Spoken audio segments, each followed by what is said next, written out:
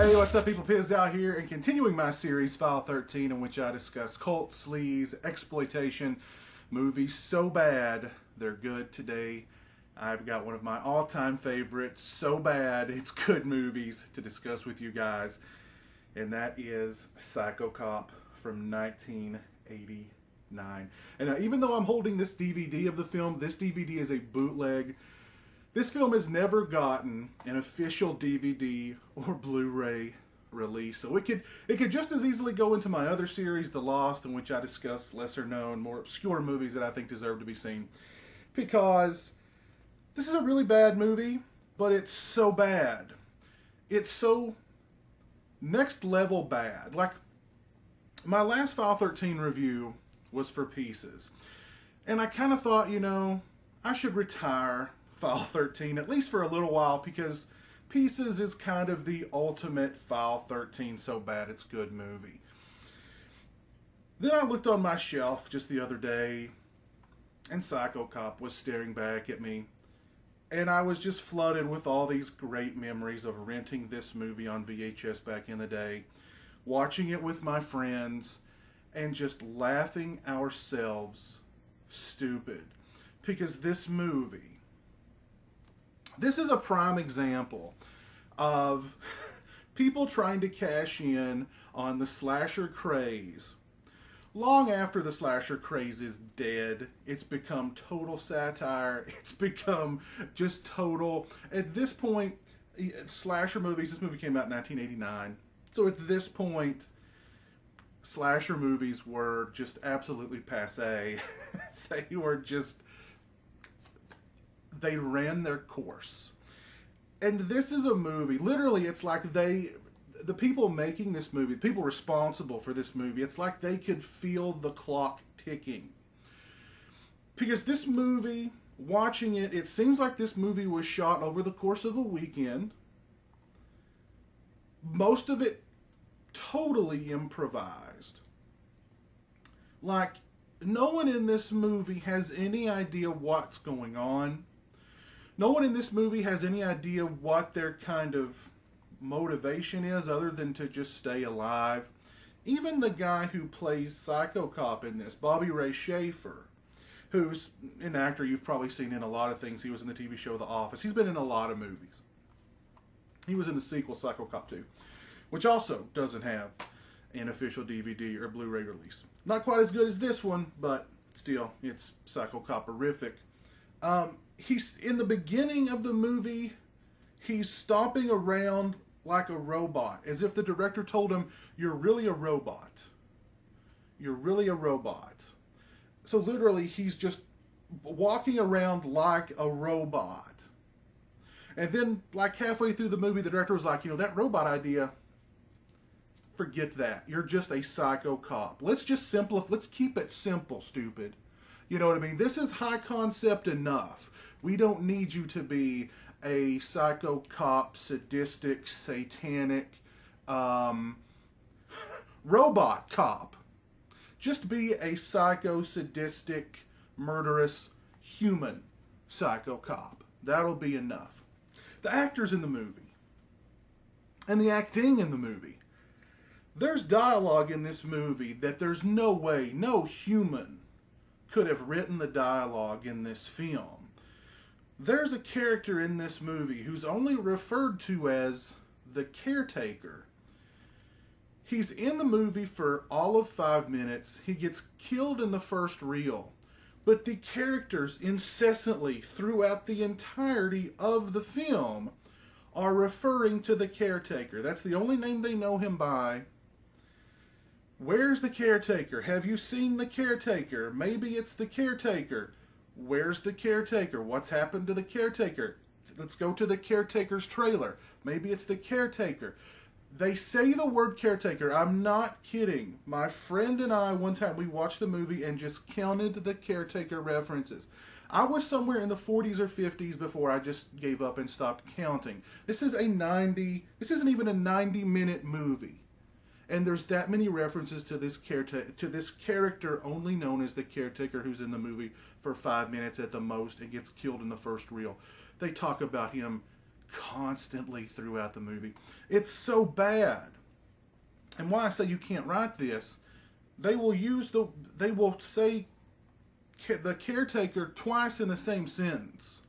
I'm not joking. And the director doesn't like, okay, cut, that sounded odd, let's do that again. No, it's just moving on.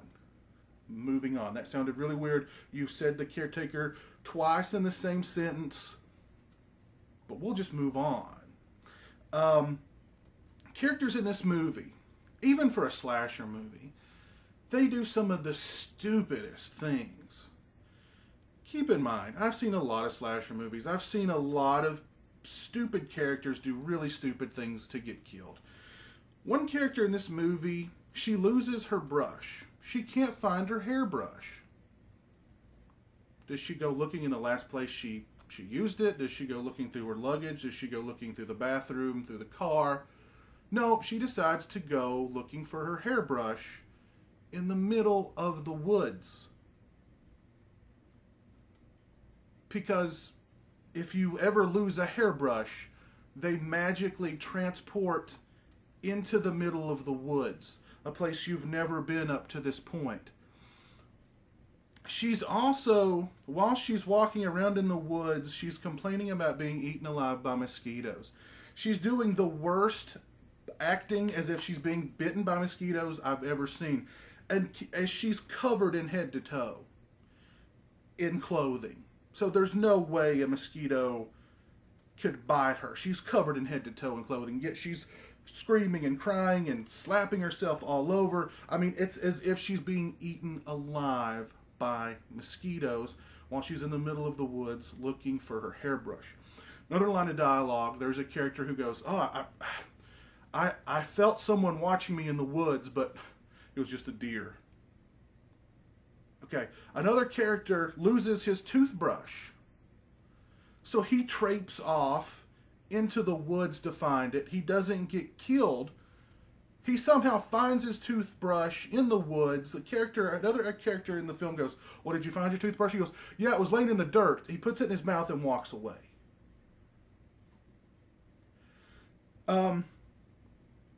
The psycho cop himself, played by Bobby Ray Schaefer, he's as I said before, a satanic, sadistic, maniacal ex-cop who just loves to kill. His performance is brilliant.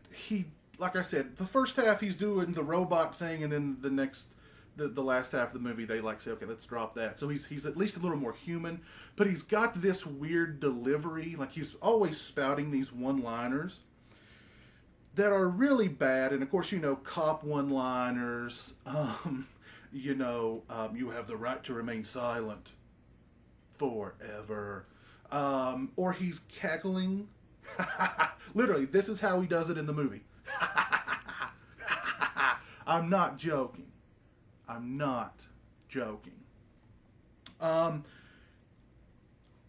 This is a movie, like I said, it's as if they were in a hurry to get this movie out because the 80s were coming to an end.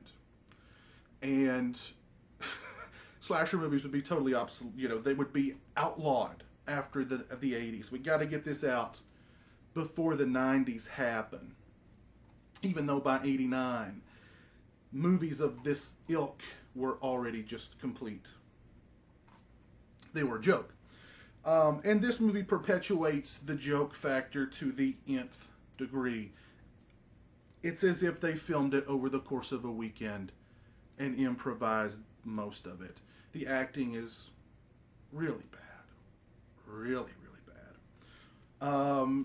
With the exception of Bobby Ray Schaefer, even though you kind of get this feeling watching the movie that he's at least in on the joke, like he understands. This is a debacle. So, I'm at least going to just ham it up and goof it up and just, at least have some fun while I'm doing this. Because he probably thought, ain't nobody going to see this movie. And for the most part, very few people, it seems like, have seen the movie because it's never got an official DVD and Blu-ray release, which is sad because I would love to hear someone try and explain this movie to me that was involved in it, the director, the writer, the actors. I would just love to hear them like just say, you know, this was what was going on the set. This is what it was like making this movie. There was no script. There was no direction. We were just traipsing around in the woods for a weekend, pretending to be scared. There's just so. This movie is so freaking hilarious.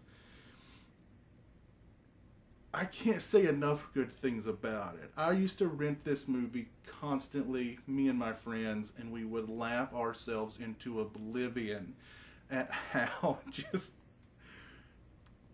like I said, beyond the realm of bad. Like, you watch this movie and you just think, how could someone write? There's no way anyone could have written this stuff. This had to be improvised. It's just one of those movies. Even the back of it here, like this little tagline, he has no name. Actually, I think he has like 3 names in the movie. He's a character who is a former cop, but then they find out he went by an alias, and then they find out later in the movie he went by a 3rd alias. So he's actually got 3 names. He has no face. I don't know what that means. He clearly has a face in the movie, but he's out there. Yeah, he's definitely out there. This tagline, he's the last cop you'll ever meet. That's just, it's as if they had to rush with that tagline. He's the last cop you'll ever meet. There's really nothing scary about that.